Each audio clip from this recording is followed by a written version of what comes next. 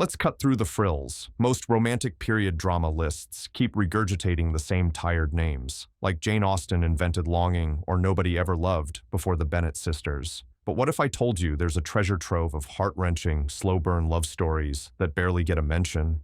Why do these gems keep slipping through the cracks? Ever wondered what real romance looks like when nobody's watching? Stick around because these 7 underrated dramas might just rewrite your binge history in ways you never expected. North and South, 2004 BBC miniseries. You think you know slow-burn romance?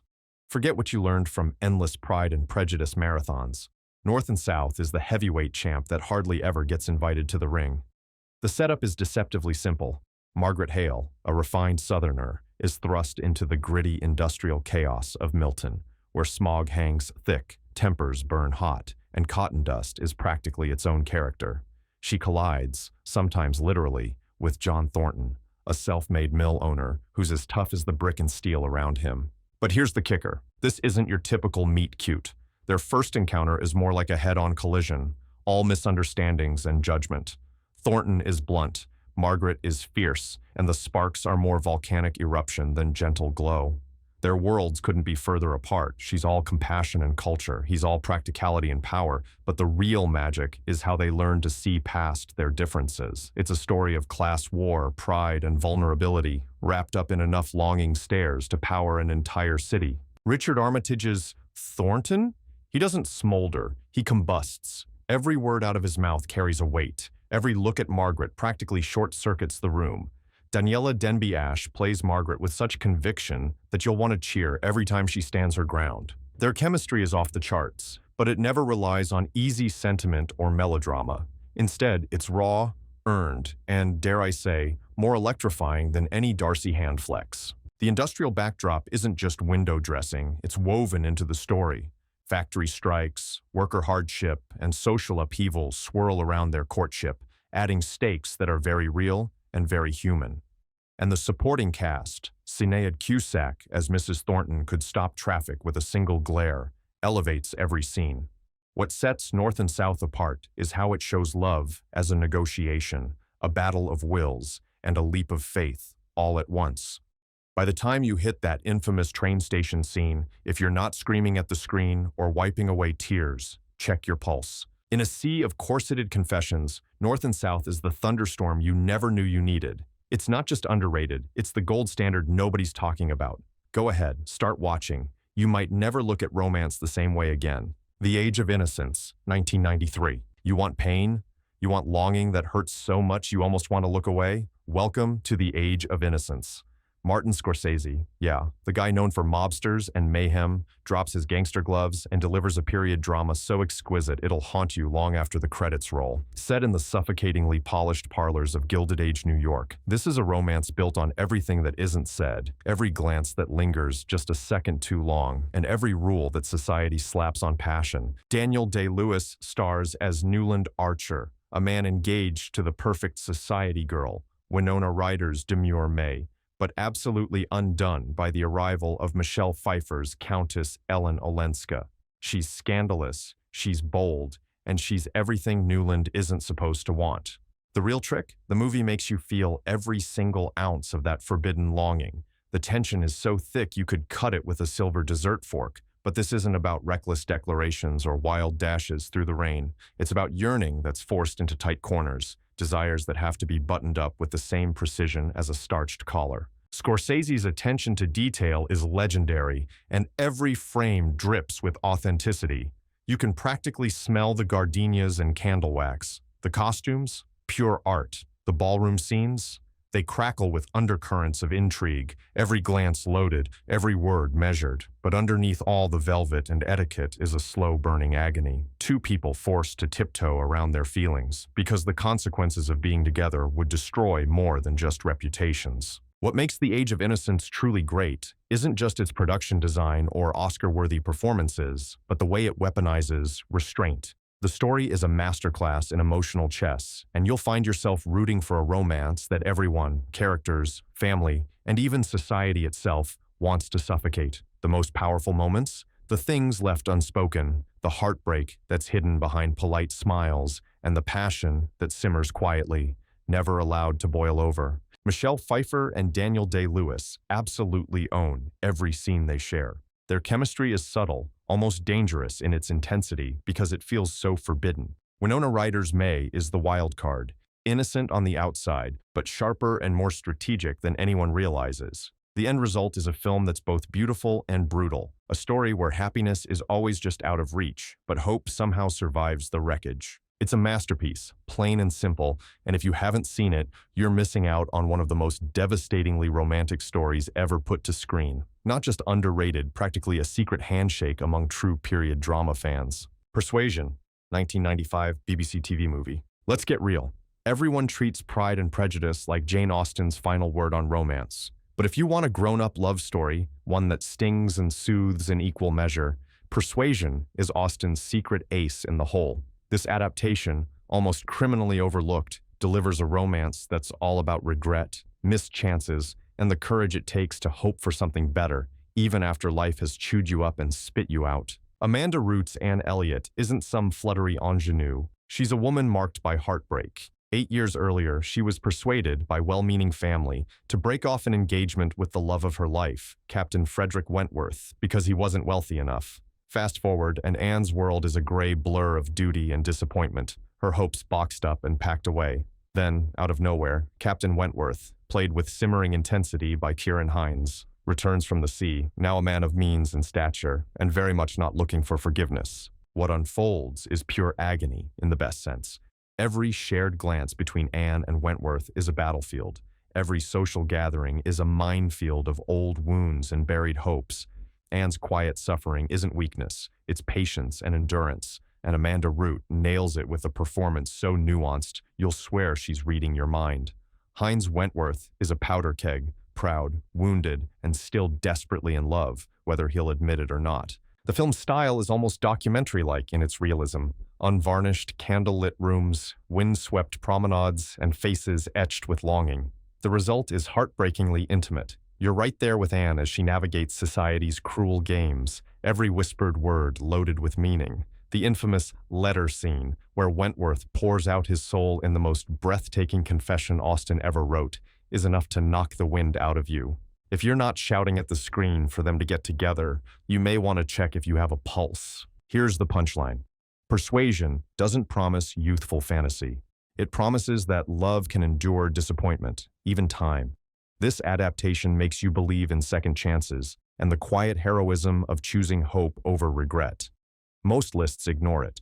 You shouldn't. Far from the Madding Crowd, 2015. Some romances are tea and biscuits.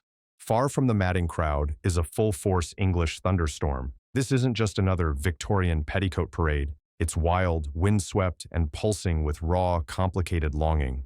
Forget your stuffy drawing rooms. Here, love plays out in muddy fields, sheep pens, and windswept cliffs, where emotions are as untamed as the countryside itself. Carey Mulligan's Bathsheba Everdeen is the ultimate period drama disruptor, fiercely independent, sharp as flint, and totally uninterested in playing by the rules. She inherits a farm and decides, to the horror of the local gentry, to run it herself. Enter three men: Gabriel Oak, the quietly loyal shepherd played by Matthias Schoenaerts, Sergeant Troy, a dashing soldier with danger in his smile, and Boldwood, a wealthy, emotionally stunted bachelor who's as haunted as the manor he lives in. But don't expect a simple, who will she choose?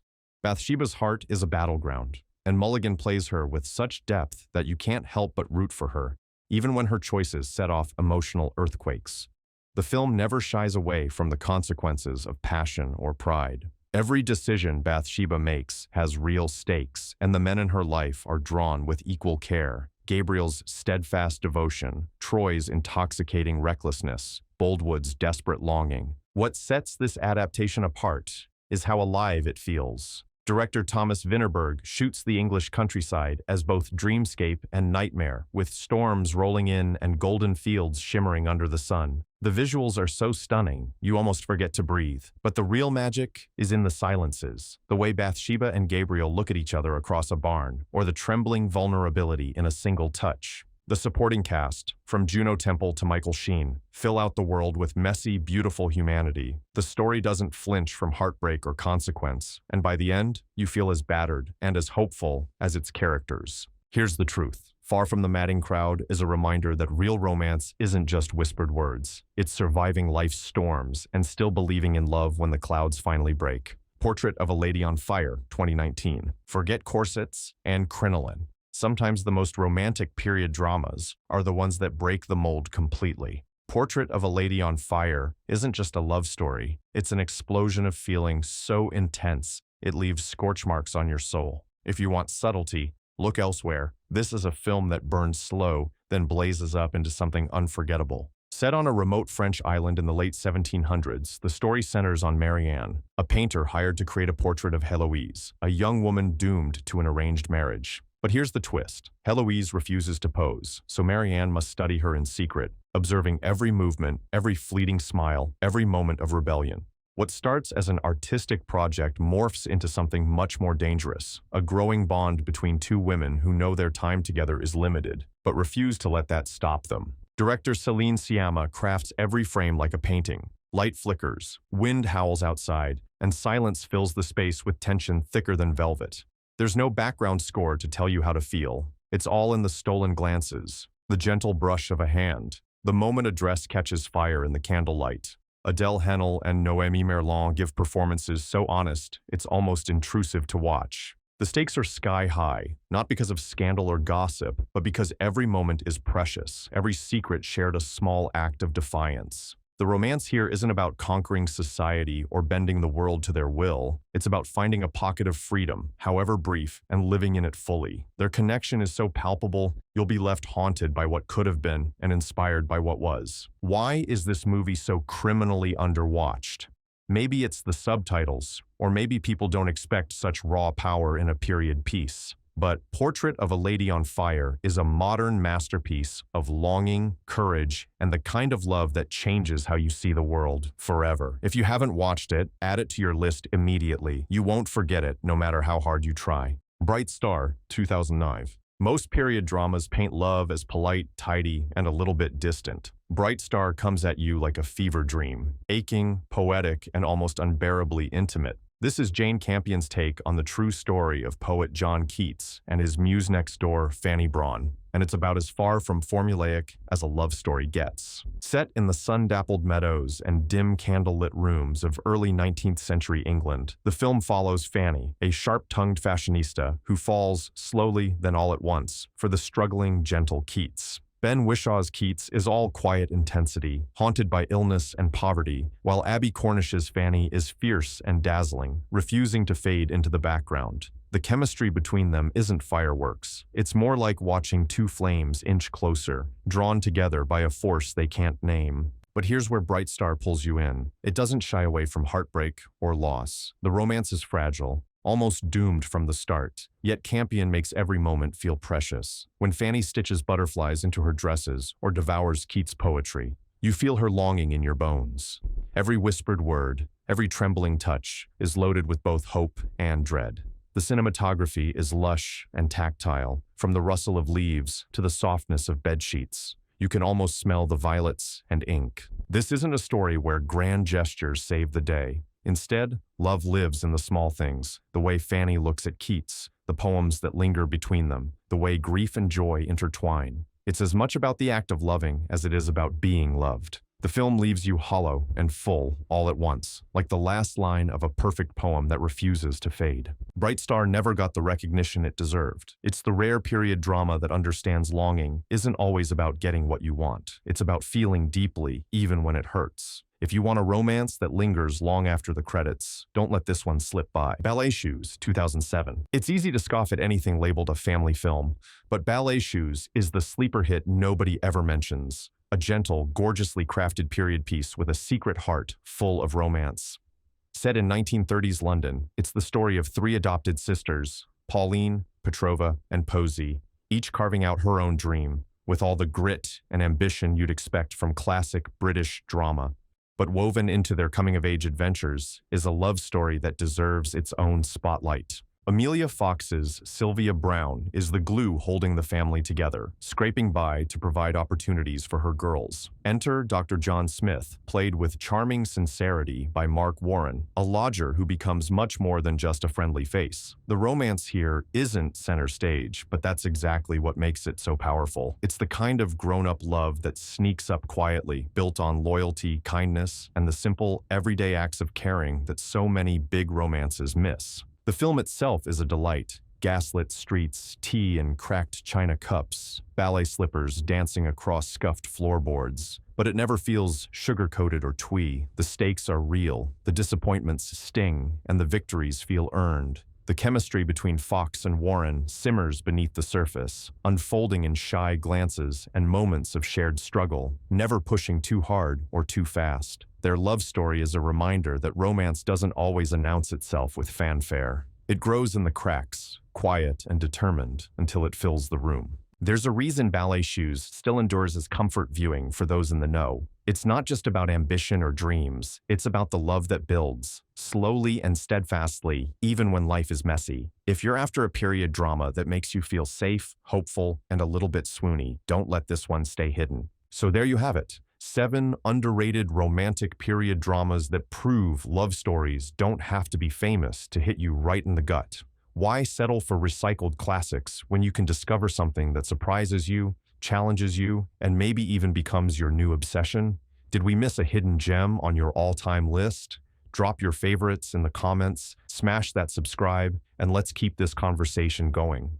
Because in the world of romance, the best stories are always waiting to be found.